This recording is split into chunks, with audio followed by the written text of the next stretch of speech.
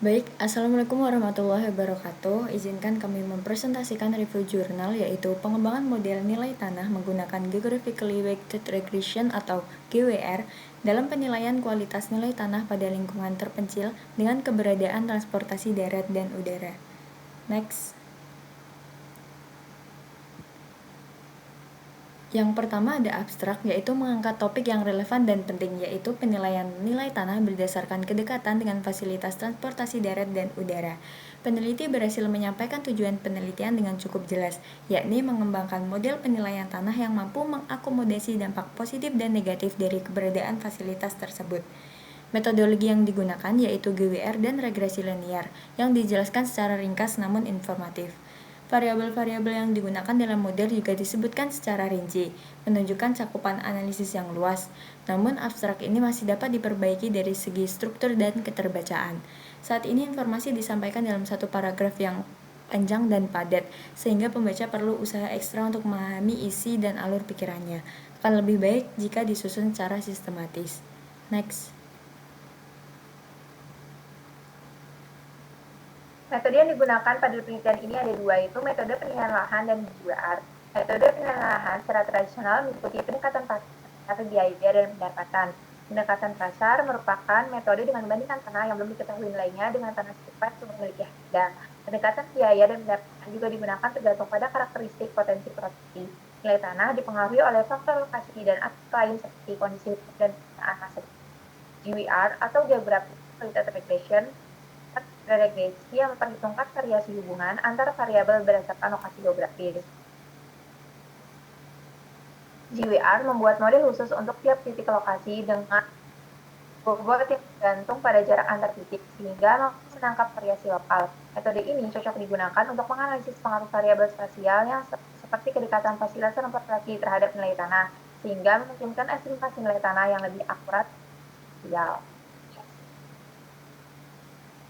Penelitian ini mengikuti 5 fase utama. Pertama, dilakukan peninjauan penilaian tanah dan model pengendalian sosialnya. Kedua, identifikasi lingkungan sekitar lokasi penelitian dengan matematika pencipta udara beresolusi tinggi dari BID 2004.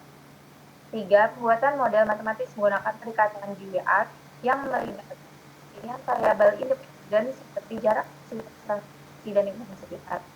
Variabel dan nilai tanah dari data IR dan ZMP.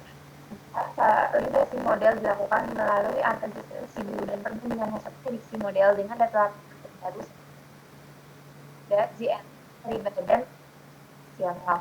5. Penarikan kesimpulan dan pemberian rekomendasi untuk pengembangan metode penilaian tanah berbasis sosial dan pilih.